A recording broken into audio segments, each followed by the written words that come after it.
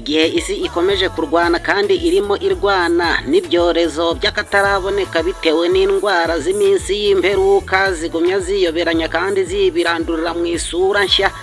Isi ikaba iri kurwana n'ibyorezo bitandukanye birimo bitera hirya no hino mu bihugu hirya no hino ku isi kandi bikica benshi. Umuyobozi w'igihugu cyangwa se ubumwe bw'abasoviyete mu byahoze ari ubumwe bw'abasoviyete kuri ubu ngubu biri kwiyubura muri BRICS ariyo communisme, we ntabwo ariko abibona. Kuri ubu aratangaza yuko urupfu nta kibazo ruteye, nta kibazo rugiteye mwene muntu, nta muntu uzongera gupfa, turabihagurukiye. Ibintu abisi bagumya barema byo kuzana urupfu, abantu bagumya bakangisha abandi gupfa, turabihagurukiye, ntawe uzongera gupfa amaherere. Kubw'uko igihugu cy'Uburusiya twebwe duhagurukanye umuti w'urupfu, tugiye kubihagarika.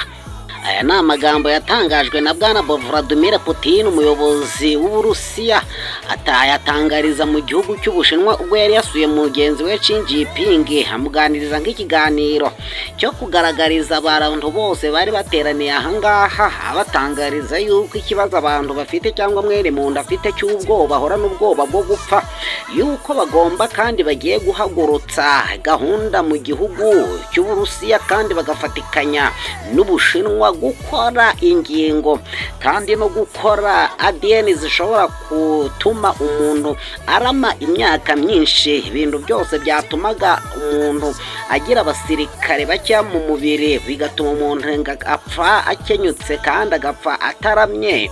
Ibyo byose ko bagomba kubirwanya, ko bagomba kubaka za operatoire n'ibitaro bigomba kujya bitera abantu imiti kandi bikabashakira imiti, za laboratoire zo gukora imiti rwose ituma umuntu agomba kurama imyaka myinshi.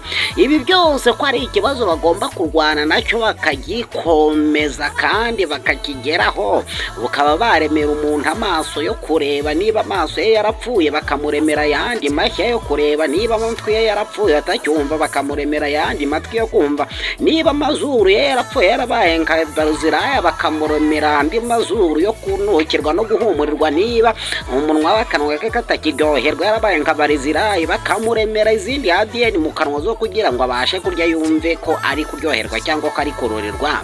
Mu gihe nk'umukecuru cyangwa umusaza yabaga yageze mu gihe cyo gupfa atari kuryoherwa cyangwa atari kurorerwa kubera ubusaze, bwana Vladimir Putin ati ibyo tugomba kubirwanya, natwe tukarema abantu aho intege nke zabo zari zigeze z'uko batagishoboye kongera kubaho, natwe tugashyiraho akacu bakabaho. Ninde koko ugiye guhangana n'iki kibazo kugira ngo abantu barame imyaka myinshi nk'iyo baramye mu bihe bya kera, igihe Uwiteka yari ataragabanya imyaka yo kurama kwa mwene muntu?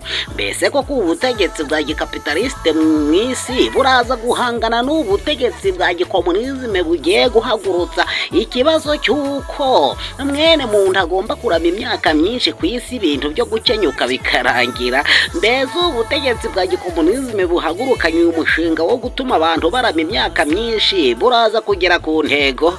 Reka mbabwire, aha ni kuri KMO isi na Bibiliya. Icyo nacyo ni kimwe mu bimenyetso bigaragaza ko isi iri bugufi gushirana n'ukwifuza kwayo, ariko abakora iby'Imana ishaka bo bazabana n'Imana yacu iteka ryose. Menyerewe kandi bizwi neza yuko igitabo nka Bibiliya kigaragaza yuko Uwiteka yabonye abantu yaremye bakomeje kuba babi imbere ya wa mwuzure. Haravuga ati aba bantu nabahaye kurama imyaka 990, abandi 880, abandi 670, abandi 440, ariko abo bantu muri uko kurama imyaka 100 ngo baragiye baba babikora ubugome bukomeye cyane, ngo ibyangwe n'Uwiteka byose bituma Uwiteka yicuza. Aravuga ati niki cyatumye nde mu muntu koko? Ibi byatumye Uwiteka avuga ati ntago nzongera guhora nduhanya n'abantu n'umuntu w'umubiri n'inyama n'amaraso upfa garangira, ntago nzahora nduhanya nawe we. Nicyo cyatumye Uwiteka agabanya imyaka yo kurama. Aravuga ati noneho imyaka yabo ntabwo izongera kurenga 120. nuko abantu bakomeza kubaho ku myaka 120 nk'uko urukiko rw'ijuru rwari rwabikase rwabyanzuye ati ntabwo nzohora nduhanya n'umwuka w'abantu, sinzahora nduhanya n'umwuka abana b'abantu b'inyama n'amaraso bapfa bakarangira, imyaka yabo ndayigabanyije nyigize 120, ariko ko iminsi ikomeje kwicuma bigeze kuri Zaburi ya 90 ku murongo w'10 haragira hati nuko Imana irareba iyo myaka yose ngo 120 ngibana nayo ngo ni myinshi.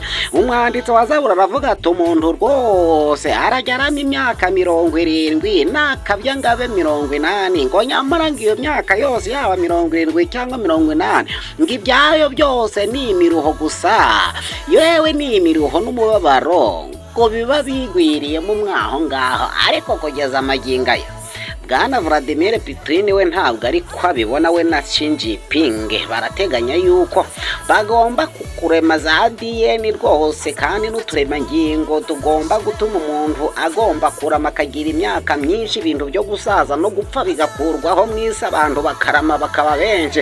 Mbese koko ibi cyangwa uyu mushinga wa Vladimir Putin cyangwa ubutegetsi bwa gikomunisme mwisi buhagurukije umushinga wo kugira ngo abantu barame imyaka myinshi, uyu mushinga baraza kuwugeraho?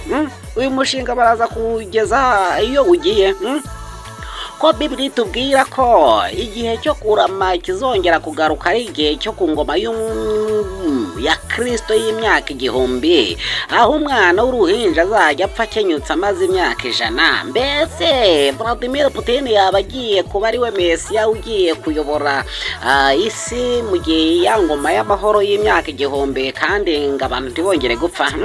None igihano isi iri kugenda ihura nacyo cy'ibyorezo ariko kumenwa kw'ikimenyetso cya 4 hasohotse farashi igajotse wica bakitwa urupfu kuzima kamukurikira ngo isi yose bayifate bayitsembesha ibyorezo n'ibyago n'inzara byose.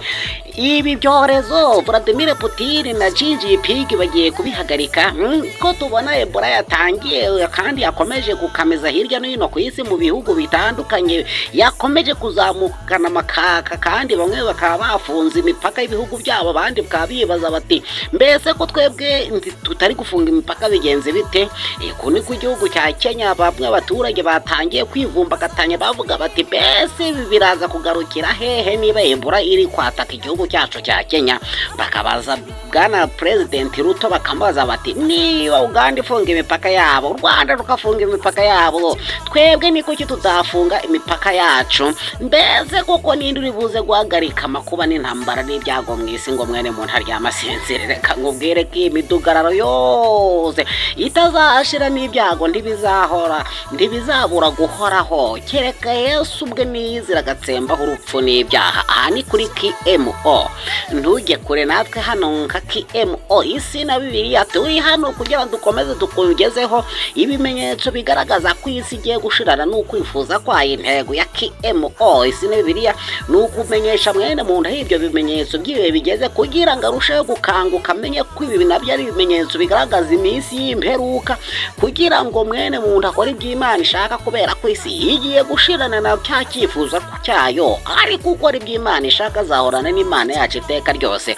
Reka ngwingiga niba uri ubwa mbere ugeze hano ntugende urebyonze kuri subscribe kugira ngo utazabura notifications za KMO zikumenyesha isi ivuye naho igeze naho yerekeza, kandi no kuri icyo gikumwe kiraba hejuru tereho like rwose kugira ngo izo internet zitubashishe kwemererwa kugeza ubutumwa kuri benshi, turebe ko twazarokora benshi bakazahunga umujinya uzatera ubwese zabishiranye no kwifuza kwayo, kubera ko ibi byose ni ibimenyetso bigaragaza ko isi igiye gushirana no kwifuza kwayo. Ntujye kure natwe nka KMO turi hano kugira ngo tukubwire ibigiye kuzakurikiraho ejo. Shalom turabakunda.